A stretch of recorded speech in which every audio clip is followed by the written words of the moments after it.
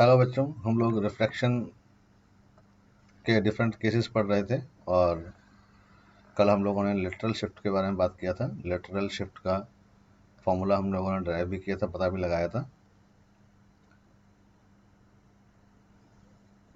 Apparent depth और apparent height हमने देख लिया था और लेटरल शिफ्ट का फॉर्मूला आ गया था t sin i minus r by cos r, और इससे रिलेटेड हमने एग्जांपल भी किया था। आगे बढ़ जाते हैं हम। पहला था अपीरेंट हाइट, अपीरेंट डेप्थ, दूसरा था लेटरल शिफ्ट, थर्ड एप्लीकेशन है रिफ्रैक्शन का नॉर्मल शिफ्ट। अभी नॉर्मल शिफ्ट क्या होता है, जरा इसको भी देखें, हम समझें। मान लीजिए एग्जांपल के तौर पर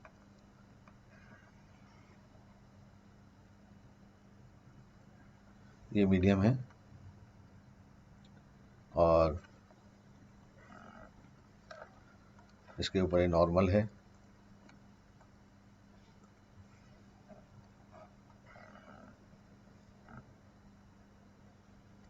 कोई लाइट रे जो मीडियम 1 से मीडियम 2 की ओर आती है,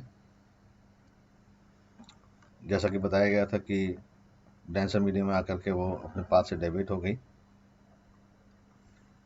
और एक बार फिर जब वो एग्जिट करेगी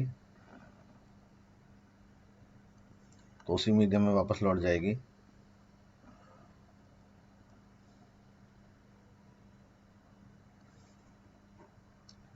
जैसा कि कल हम लेटरल शिफ्ट में पढ़ रहे थे, तो हमने जान लिया था कि अगर ये एंगल आई है, ये आर है,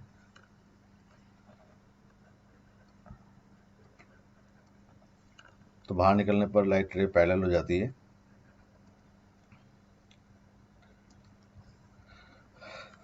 जब आप इंसिडेंट रे को इमेजिनरी आगे एक्सटेंड करते हैं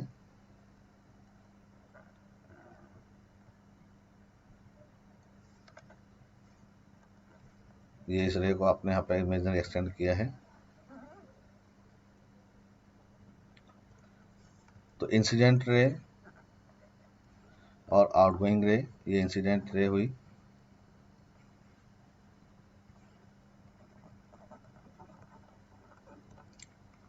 ये आउटगोइंग रे हुई, और इन दोनों के बीच में जो परपेंडिकुलर डिस्टेंस आता है उसको तो हम लेटरल शिफ्ट कहते हैं।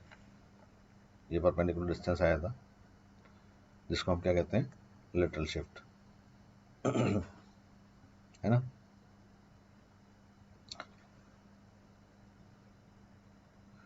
नॉर्मल शिफ्ट का मतलब होता है वो शिफ्ट जो नॉर्मल के अलॉन्ग हो। नॉर्मल के अलॉन्ग किस तरह का शिफ्ट होता है वो जरा देखें हम यहाँ पर।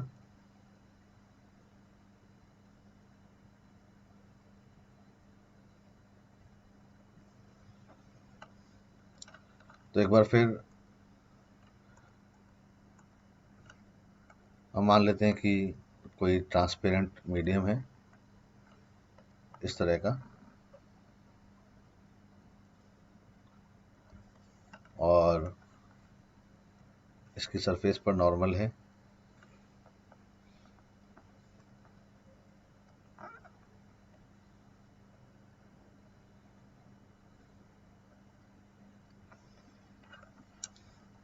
ये लाइट रे जो इसके ऊपर इंसिडेंट होती है,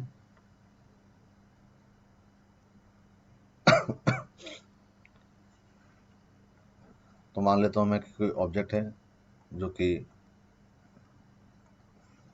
इस मीडियम में यहाँ कहीं रखा है।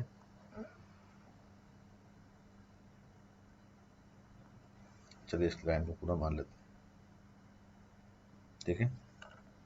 अब सपोज कीजिए कि यहाँ पर कोई ऑब्जेक्ट रखा है, तो लाइट रे जो इससे इंसिडेंट होगी, तो पहली बार रिफ्रैक्शन जो होगा वो एक मीडियम से दूसरे मीडियम में हो रहा है। यहाँ पर हमने इधर एयर लिया है, इधर कोई दूसरा मीडियम है, मान लेता हूँ कि ग्लास है, और यहाँ पर वापस एयर है। तो ये लाइट रे अंदर इंसिडेंट हो जाएगी और नॉर्मल की तरफ डेविएट हो जाएगी।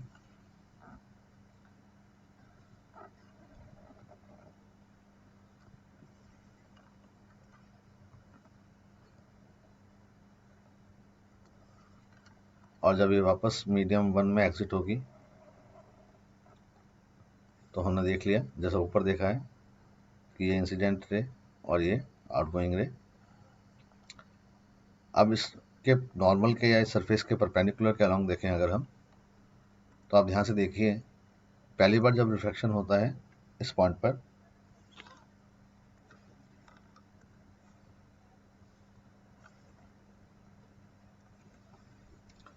तो ये पहला रिफ्लेक्शन होगा यहाँ पर, और यहाँ पर हम फाइनली इसको ऑब्जर्व कर रहे हैं। तो सबसे पहली बात आपको जो यहाँ दिख रही है कि यहाँ पर रिफ्लेक्शन 2 बार होगा।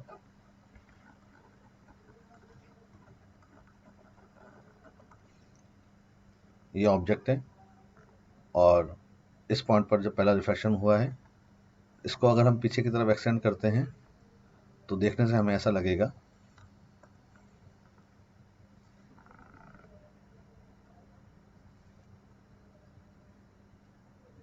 कि ये लाइट रे यहाँ से आ रही है। इसका मतलब ये है कि अगर आप इसको अंदर से कहीं देखते, यहाँ पर खड़े होकर के देखते, ऑब्जर्व करते, तो आपको लगता है कि यहाँ से आ रहा है ये।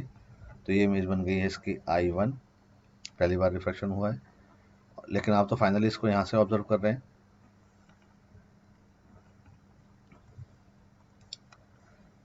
तो ये आपको लाइट रे यहाँ से आती हुई दिखाई देगी।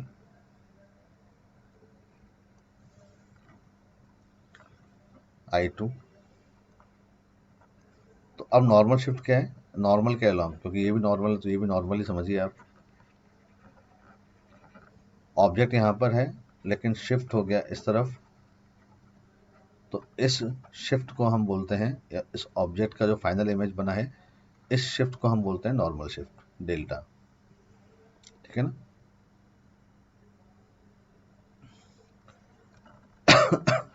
तो मान लेता हूं मैं कि ऑब्जेक्ट जो है वो इस स्लैब से x डिस्टेंस पर है, ऑब्जेक्ट इस स्लैब से x डिस्टेंस पर है,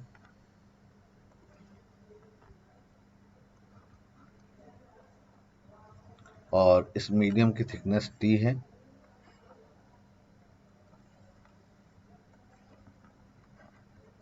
और इसका रिफ्रैक्टिव इंडेक्स मान लेता हूं म्यू है। तो नॉर्मल शिफ्ट जो आता है डेल्टा, वो होता है t 1 - 1 बाय म्यू।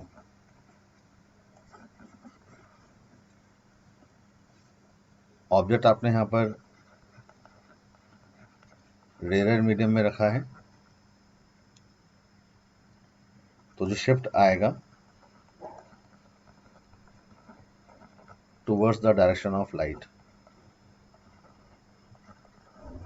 ये हमेशा लाइट की डायरेक्शन की तरफ आएगा, और इस शिफ्ट की वैल्यू होगी t × 1 - 1 बाय म्यू। आप इसको यहाँ पर भी कंसिडर कर सकते हैं। आप ये मान सकते हैं कि यहाँ पर कोई ऑब्जेक्ट था ओ,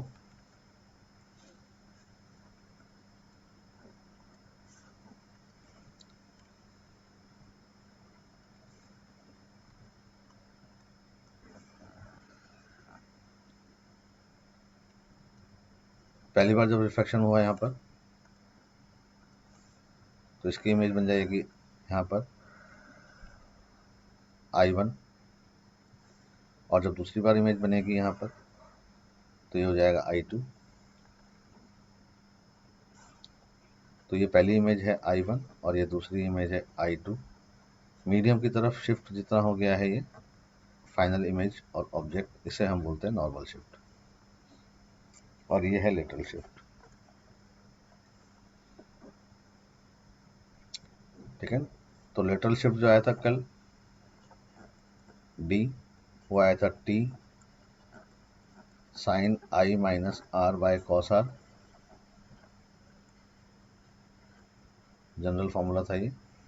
और डेल्टा जो आया है यहाँ पर नॉर्मल शिफ्ट, वो आया है T 1 - 1 by mu. Mu is the refractive index of denser medium. तो फॉर्मूला आपको याद करके जाना ही है, और इससे रिलेटेड क्वेश्चंस कैसे आते हैं और कैसे बनते हैं वो हम ज़रा देख लेते हैं यहाँ पर। जैसे मान लीजिए एग्जांपल के तौर पर ऐसा क्वेश्चन आपके सामने आता है कि ये कोई मीडियम रखा है,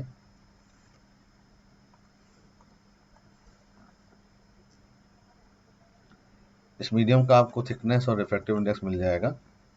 मान लेता हूँ इसका थिकनेस आपको दे रखा है 6 सेंटीमीटर और इसका रिफ्रैक्टिव इंडेक्स आपको दे रखा है 3/2।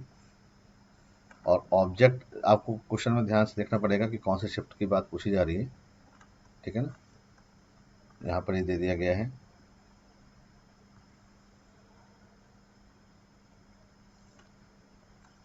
कि ऑब्जेक्ट यहाँ रखा है,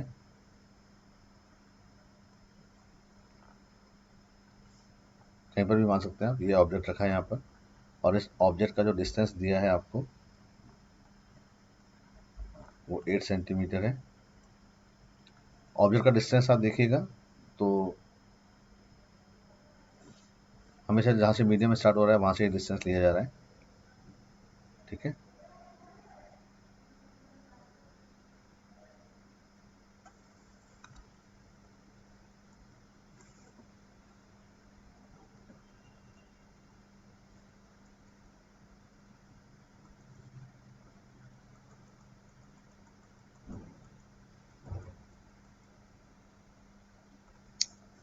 जब ऑब्जेक्ट यहाँ रखा है तो ऑब्जर्वर इसको दूसरी साइड से देख रहा है, तो ऑब्जर्वर यहाँ पर कहीं पर है,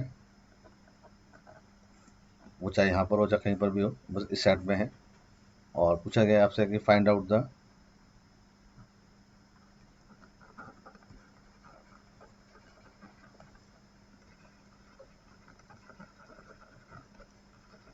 पोजीशन ऑफ इमेज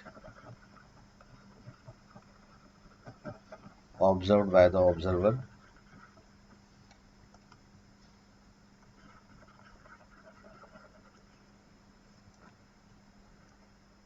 ठीक है ना।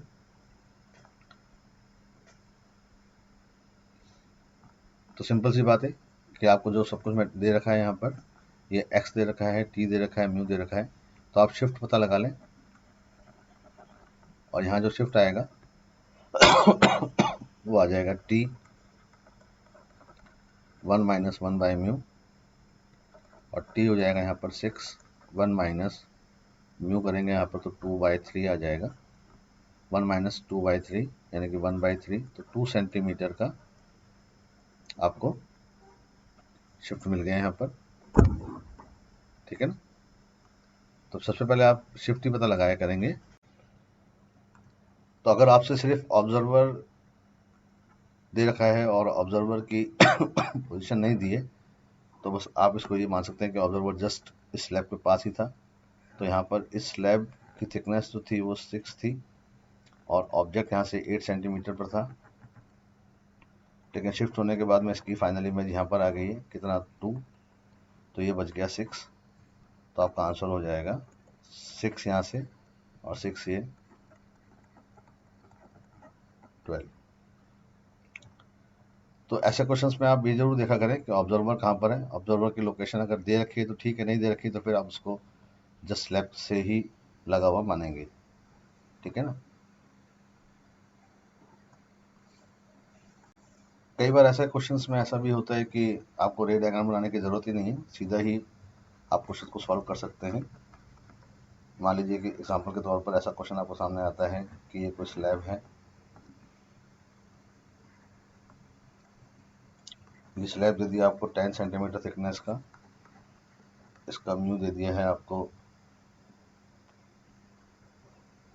मान लेता हूँ 3/2। ऑब्जेक्ट दे दिया आपको यहाँ पर और ये डिस्टेंस भी यहाँ से मान लीजिए कि 8 सेंटीमीटर है। ऑब्जर्वर दे दिया यहाँ पर जो यहाँ से 10 सेंटीमीटर पर है।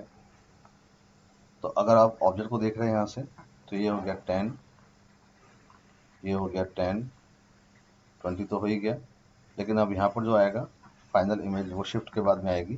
तो पहले आप शिफ्ट कैलकुलेट कर लीजिए, t × 1 - 1 बाय म्यू, थिकनेस दे रखी है यहाँ पर 10, 1 - 1 बाय म्यू करेंगे तो 2/3 यानी कि 10/3। तो इमेज यहाँ पर बनेगी जो शिफ्ट हो जाएगी 3.33 से, ठीक है ना, 3.33 से ये शिफ्ट हो जाएगी। तो 3.33 आप यहाँ से माइनस कर देंगे तो 8 में से 3.33 चला जाएगा, तो यहाँ से यहाँ तक का जो डिस्टेंस काउंट हो जाएगा 8 में से 3.33 माइनस हो जाएगा,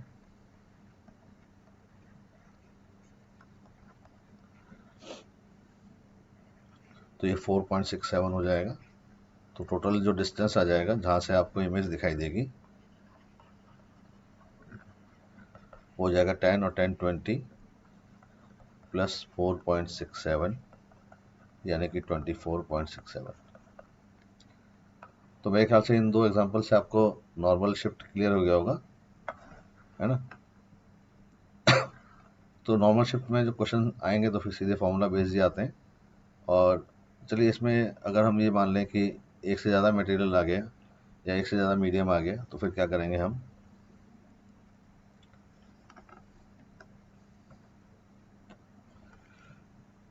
अब सपोज कीजिए कि यहाँ पर एक मीडियम है और इसके पास में दूसरा मीडियम रखा है,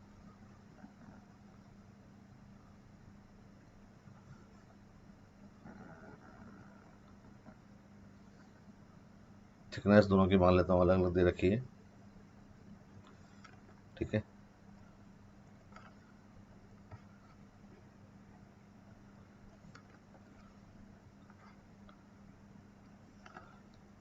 तो थिकनेस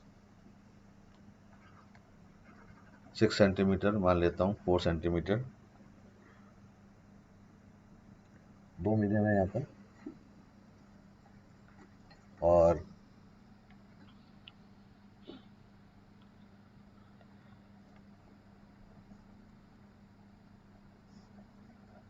आपसे ये कहा गया कि object is placed at 10 centimetre, यहाँ से 10 सेंटीमीटर पर ऑब्जेक्ट रखा है,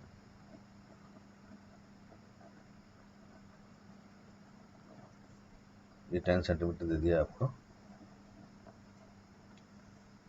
इसका म्यू दे दिया है आपको, मान लेता हूँ 2, इसका म्यू दे दिया है आपको, मान लेता हूँ 3/2। तो लाइट रे यहाँ से यूँ जाएगी, कहाँ से जा रही है, एयर से, तो नेट शिफ्ट भी इसी तरफ आएगा। और नेट शिफ्ट जो आएगा यहाँ पर वो ज़्यादा कुछ नहीं, Δ1 प्लस Δ2 आएगा। Δ1 पहला इस मीडियम से, दूसरा इस मीडियम से, क्योंकि ऑब्जेक्ट यहाँ रखा हुआ है। तो T1 1 minus 1/μ1 plus T2 1 minus 1/μ2। T1 और μ1 μ2 की वैल्यू आप रख देंगे तो आपको यहाँ से शिफ्ट पता लग जाएगा। और आप ये मान लेंगे कि ऑब्जर्वर यहाँ पर है। चलिए अगर ऑब्जर्वर यहाँ से दे रखा है आपको, ये ऑब्जर्वर है, सपोज कीजिए ये 5 सेंटीमीटर दे रखा है, तो ये यहाँ से लेके यहाँ तक 10 है। फाइनल इमेज मान लेता हूँ यहाँ पे कहीं बनेगी, उसमें से ये शिफ्ट माइनस हो जाएगा, तो आपका आंसर जो आएगा, जो आपको इमेज दिखाई देगी 5 ये वाला प्लस 10 ये वाला और plus 10 minus delta net. Delta net आप यहाँ से कैलकुलेट कर लेंगे, ठीक है।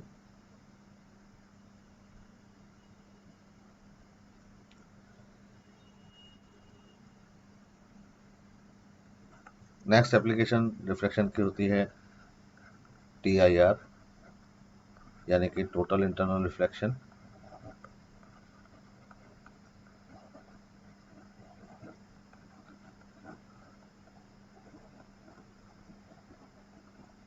वैसे तो है ये रिफ्लेक्शन, लेकिन पता आपको लगेगा रिफ्रैक्शन में। वो कैसे पता लगेगा, सबसे पहली बात, when light enters from rarer to denser medium,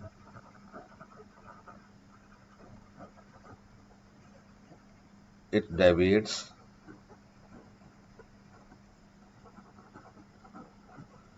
away from the normal.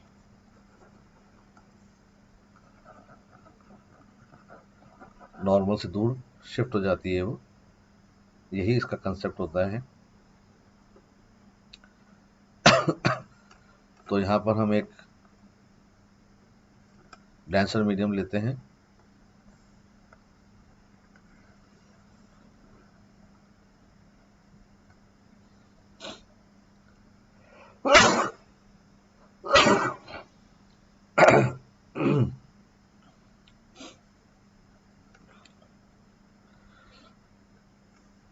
मान लेता हूँ ये ऑब्जेक्ट यहाँ पे रखा है एक, जो डेंसर मीडियम के अंदर है।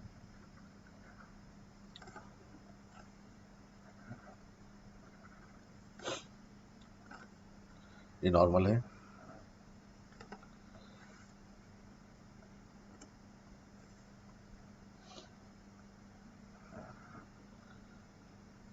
तो आप जानते ही हैं कि लाइट रे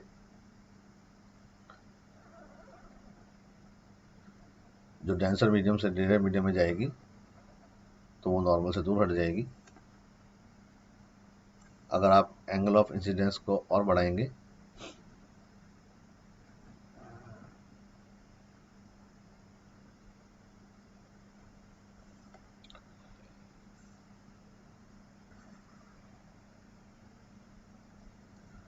तो ये एंगल ऑफ डिफ्रैक्शन और बढ़ जाएगा।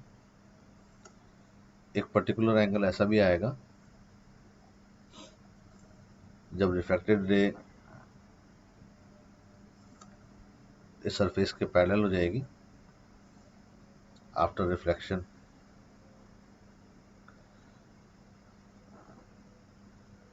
और अगर एंगल इससे भी ज़्यादा हो जाए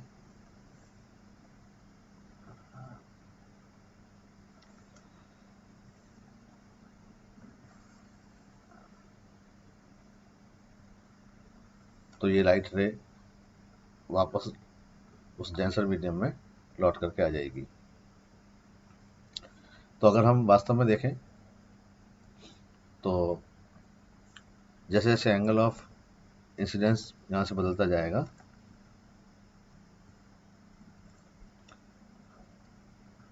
ये आई है, ये आई डैश हो गया, आई डैश की वैल्यू और भी बड़ी हो गई है आई से। जिस एंगल पर ये डेंसर मीडियम इस बाउंड्री के पैरेलल हो जाएगी लाइट, उसे हम क्रिटिकल एंगल कहेंगे, और यहाँ पर जो एंगल ऑफ इंसिडेंस है वो क्रिटिकल एंगल से ज़्यादा होगा। तो जब तक ये angle of incidence critical angle से कम है तब तक तो रिफ्लेक्शन होता रहेगा। जब एंगल क्रिटिकल एंगल से बड़ा हो जाएगा तो टोटल इंटरनल रिफ्लेक्शन होने लगेगा। ध्यान रखिएगा यहाँ पर रिफ्रैक्शन नहीं, अब यहाँ रिफ्लेक्शन हो रहा है, और ये क्रिटिकल कंडीशन है।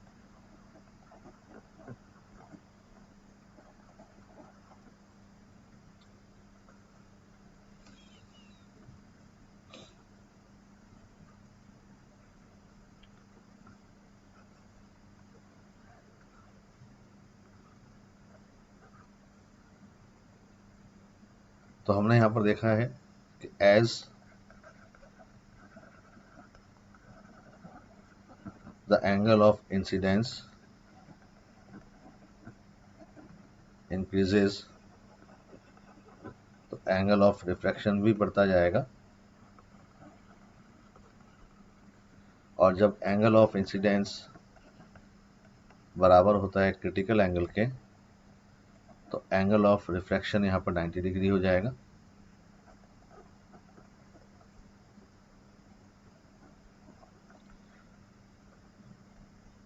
और अगर angle of incidence greater than critical angle से होता है तो लाइट रे वापस रिटर्न हो जाएगी डेंसर मीडियम में। डेंसर मीडियम से चली थी, यानी कि अब रिफ्रैक्शन नहीं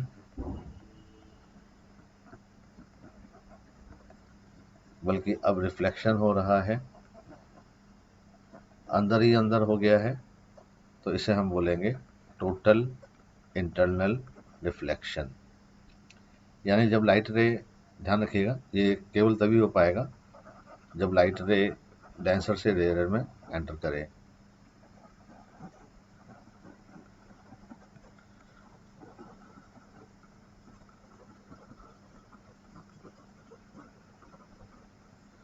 तो उसके incidence angle greater than critical angle पर रिफ्रैक्शन नहीं बल्कि टोटल इंटरनल रिफ्लेक्शन होगा। तो आप कहोगे सर इसका मतलब क्या है?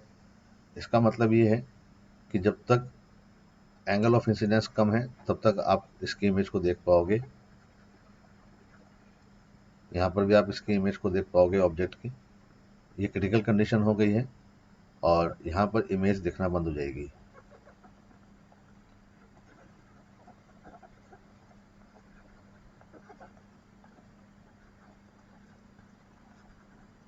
अब अगर आपको इमेज देखनी है तो आपको इस मीडियम के अंदर आना पड़ेगा।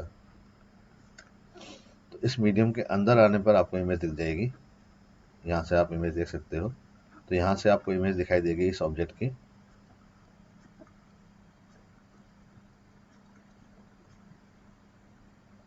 ठीक है ना? लेकिन बाहर इसकी इमेज आपको दिखाई नहीं देगी। तो टोटल इंटरनल रिफ्लेक्शन में ऑब्जेक्ट का जो इमेज है वो डेंसर मीडियम के अंदर ही बनेगा।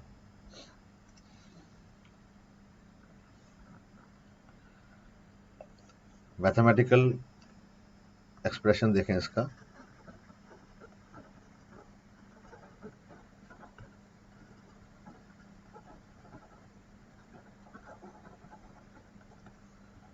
क्योंकि स्नेल्स लॉ हमें क्या सिखाता है? Sine I by sine R equal to refractive index. लेकिन यहाँ पर जो लाइट रे है वो डेंसर से रेयर में जा रही है, ध्यान रखिएगा।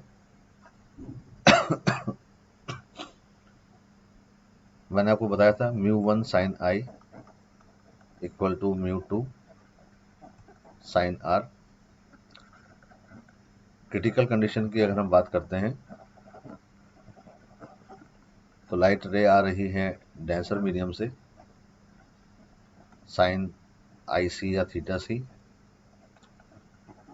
रेयर मीडियम और साइन 90, यानी कि साइन आई सी बराबर हो जाएगा mu R by mu D. जैसे कि अगर एयर है और ये ग्लास है तो म्यू एयर 1 हो गया, तो ये हो गया 1 बाय म्यू ग्लास। इसका मतलब अगर क्रिटिकल एंगल आई सी या फिर कई लोग इसको थीटा सी कहते हैं, तो साइन आई सी की जो वैल्यू होती है वो 1 by refractive index of denser medium.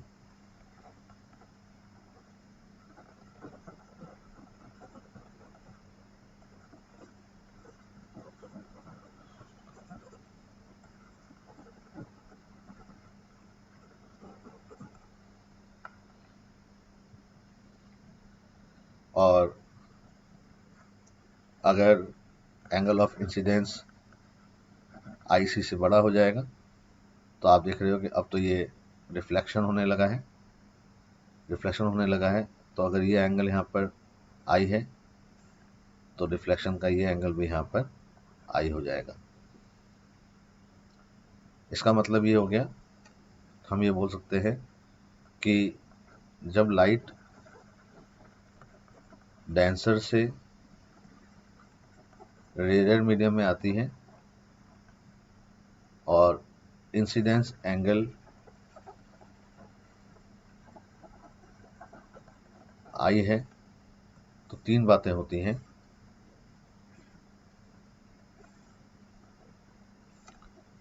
अगर ये angle of incidence critical angle से कम है तो स्नेल्स लॉ अप्लाई होगा।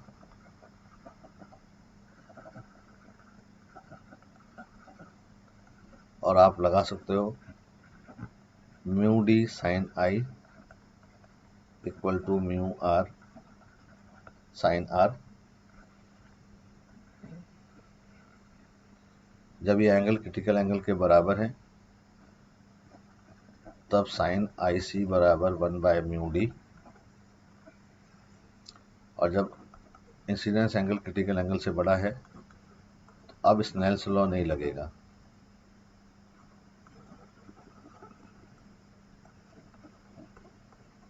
क्योंकि अब रिफ्रैक्शन हो ही नहीं रहा, अब तो रिफ्लेक्शन, लॉ ऑफ रिफ्लेक्शन लगेगा। और लॉ ऑफ रिफ्लेक्शन हमें सिखाता है कि angle I equal to angle are.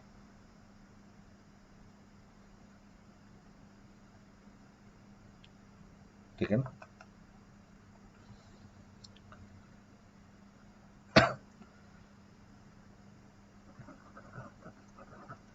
Angle of deviation की अगर हम बात करते हैं,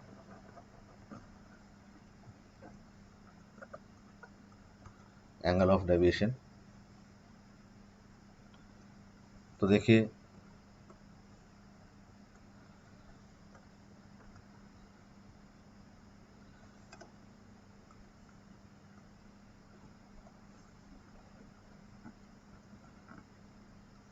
ये लाइट रे जो कि डेंसर से रेयर में जा रही है,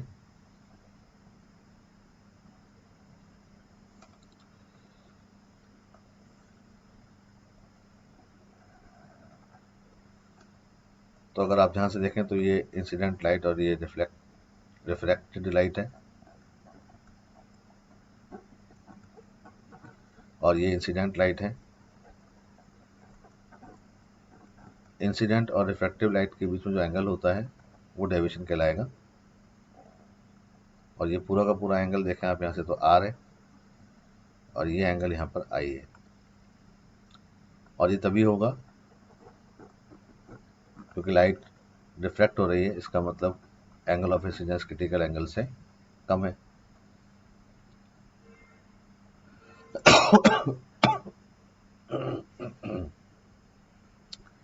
ठीक है ना।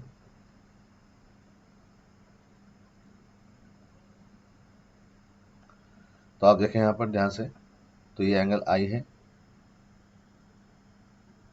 और ये पूरा आर है, तो ये कितना बन जाएगा यहाँ से लेकर यहाँ तक आई नॉर्मल से, तो डेल्टा बराबर आ जाएगा यहाँ पर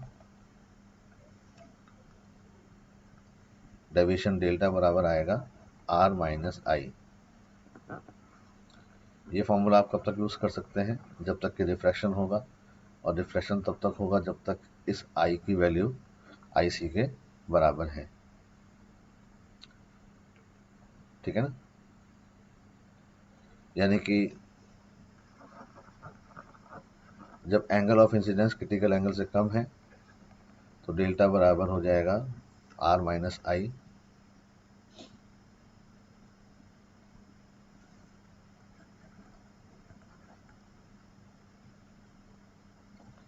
अब अगर आप डेल्टा और एंगल ऑफ इंसिडेंस के बीच में एंगल खींचते हैं, अपने ग्राफ खींचते हैं,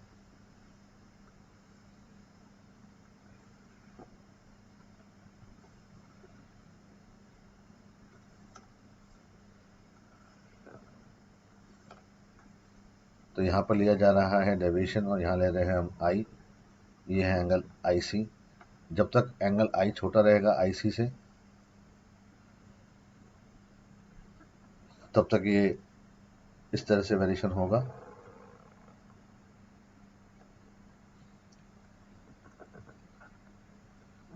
डेल्टा बराबर फॉर्मूला यहाँ से यहाँ तक जो फॉर्मूला लगेगा, यहाँ से यहाँ तक डेल्टा का जो फॉर्मूला लगेगा वो है आर माइनस आई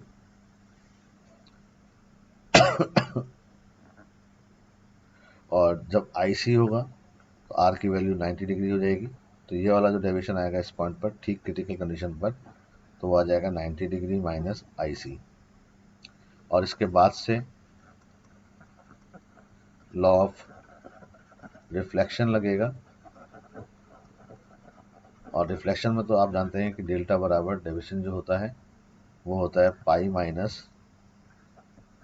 2i या पाई माइनस 2 थीटा। तो अब जो लाइन बनेगी वो स्ट्रेट लाइन बन जाएगी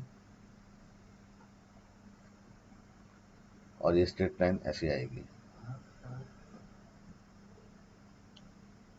क्योंकि आई सी बराबर होने पर इसकी वैल्यू आएगी पाई माइनस, यानी कि इसलिए क्रिटिकल कंडीशन है, थोड़ा सा कम और थोड़ा सा ज़्यादा पे आपका कर्व डिसकंटिन्यूस हो गया है, तो यहाँ पर जो वैल्यू आएगी इसकी वो आएगी पाई माइनस 2IC।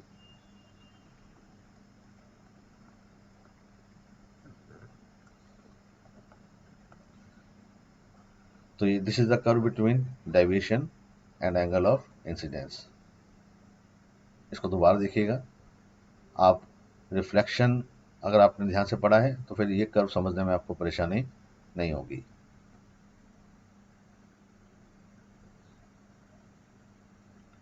ठीक है ना? तो ये था TIR। अब इस TIR की भी एप्लीकेशंस होती हैं।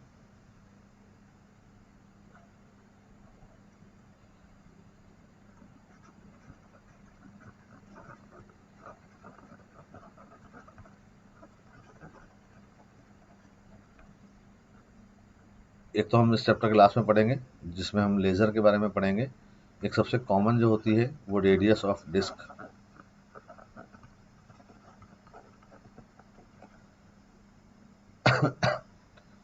तो देखिए, अगर आपने एक डेंसर मीडियम रखा है, मान लीजिए कि सपोज कीजिए आपके पास में कोई कंटेनर है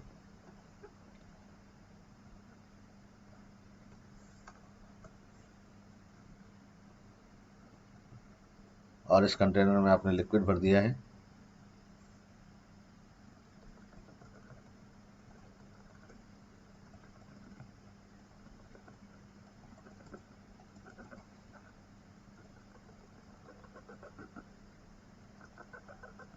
तो ये लिक्विड की सरफेस हो जाएगी। ठीक है ना? ये लिक्विड की सरफेस है। अब इसके अंदर कोई ऑब्जेक्ट आपने रखा है, अगर यहाँ पर सपोज कीजिए कोई ऑब्जेक्ट रखा है यहाँ पर, तो ये सरफेस है। तो अलग अलग पॉइंट पर नॉर्मल आएंगे। ये मैं नॉर्मल मानता हूँ कि जहाँ पर इसका क्रिटिकल एंगल बन जाएगा। क्रिटिकल एंगल का मतलब ये है कि इस ऑब्जेक्ट की लाइट जब यहाँ पे आएगी उसके बाद में रिफ्लेक्ट होकर इधर चली जाएगी, रिफ्लेक्ट होकर के इधर जाने का मतलब हुआ कि अब ये ऊपर से दिखना बंद हो जाएगी। इसका मतलब ये ऑब्जेक्ट जो आपको दिखेगा ये इस पॉइंट तक ही दिखेगा। अगर मैं इस पूरे लिक्विड की बात करता हूँ तो इस पूरे लिक्विड में आपको इस तरह से एक डिस्क बनेगी जहाँ तक आपको इसकी इमेज दिखेगी।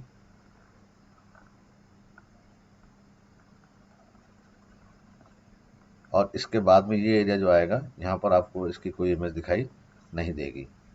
इसका मतलब अगर ये लाइट का सोर्स है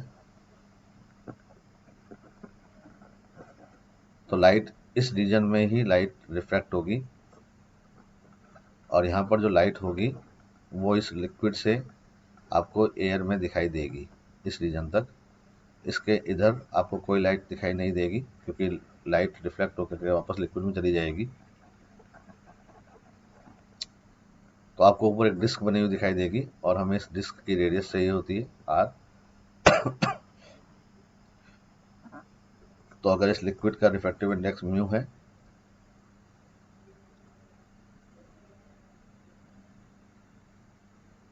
और ये लिक्विड अगर आपने H हाइट तक भर दिया है तो सीधा ही मैं आपको बता देता हूँ कि रेडियस ऑफ डिस्क जो आएगी, जहाँ तक ये लाइट आएगी, या मैं ये बोल दूँ कि रेडियस ऑफ शाइनिंग एरिया, वो एरिया जहाँ पे चमकदार होगा पोर्शन, उसकी जो रेडियस आती है वो होती है H/√μ² - 1।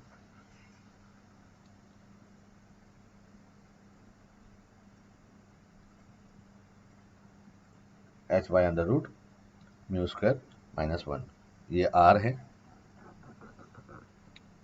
और यहाँ पर ये एंगल हो जाएगा क्रिटिकल एंगल IC। तो ये एंगल भी यहाँ पर IC हो जाएगा। ये H है तो ये हो जाएगा under root R square plus H square, और साइन का फॉर्मूला लगा करके आप ये कैलकुलेट कर सकते हैं, क्योंकि साइन आई सी यहाँ पर आएगा परपेंडिकुलर बाय हाइपोटेनियस, परपेंडिकुलर हो जाएगा आर और हाइपोटेनियस हो जाएगा under root R square plus H square.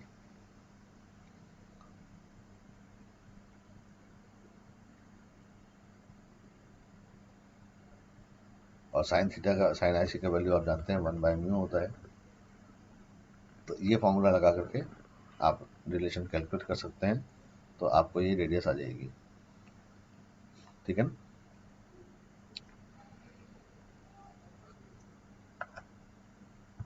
और इसका यूज़ जो आता है, जो हम देखते हैं कि लेज़र में, तो वो हम इस चैप्टर के लास्ट में इंपॉर्टेंट पॉइंट्स में पढ़ेंगे। कुछ एक क्वेश्चन इसमें ऐसे आते हैं,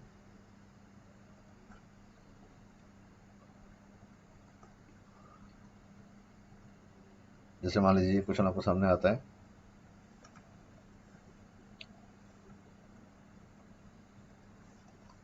ये मीडियम है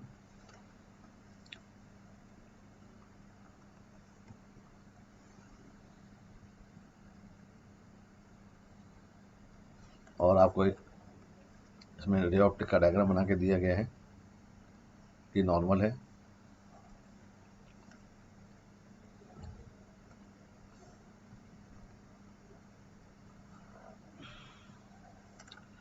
और ये कहा गया है कि एक लाइट रे जो आती है यहाँ पर अंदर रिफ्लेक्ट होकर के गई है,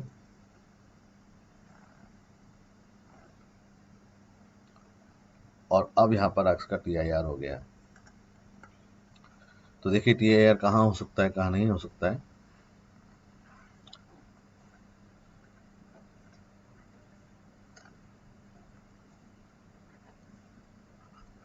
यहाँ पे जो लाइट हो रही है वो एंटर कर रही है रेयर मीडियम से डेंसर में,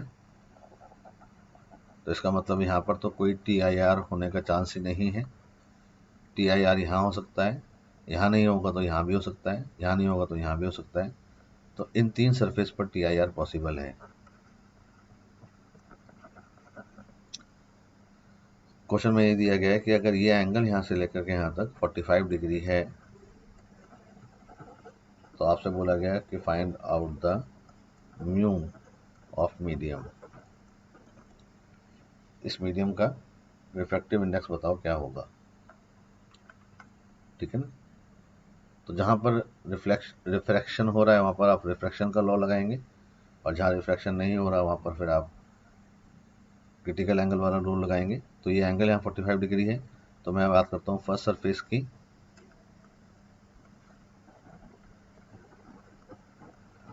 सरफेस 1 की हम बात कर रहे हैं, यहाँ पे सरफेस नंबर 1 है। ठीक है ना। तो इसके लिए आप क्या यूज़ करोगे, एयर से लाइट आ रही है तो 1 इंटू साइन 45, और ये एंगल मान लेता हूँ मैं यहाँ पर थीटा है, तो ये हो जाएगा म्यू इंटू साइन थीटा। तो एक इक्वेशन तो ये बन जाएगी कि म्यू इंटू साइन थीटा बराबर आ जाएगा यहाँ पर 1/√2। अब अगर ये एंगल थीटा है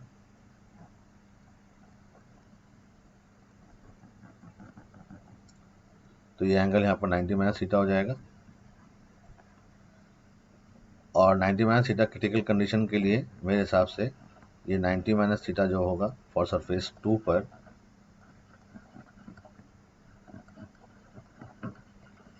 सरफेस नंबर 2 पर ये जो 90 माइनस थीटा है ये बराबर होना चाहिए किसके, क्रिटिकल एंगल के।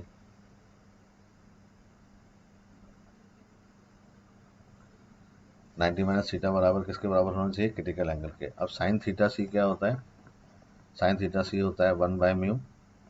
थीटा सी की जगह मैं यहाँ पर वैल्यू लेके आता हूँ, तो यह आ जाएगा sine 90 minus theta equal to 1/म्यू।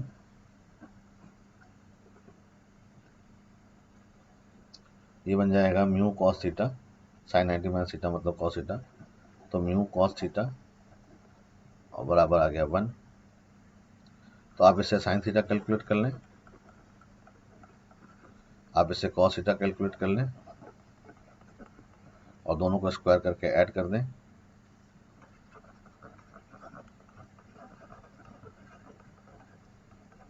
तो 1/μ² प्लस साइन थीटा की वैल्यू 1/√2 है, तो 1/2μ² बराबर 1।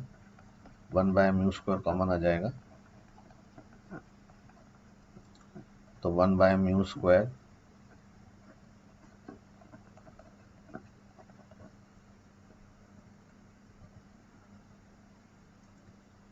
तो 1/μ² बराबर हो जाएगा 2/3, μ² बराबर 3/2 या म्यू बराबर हो जाएगा √3/2।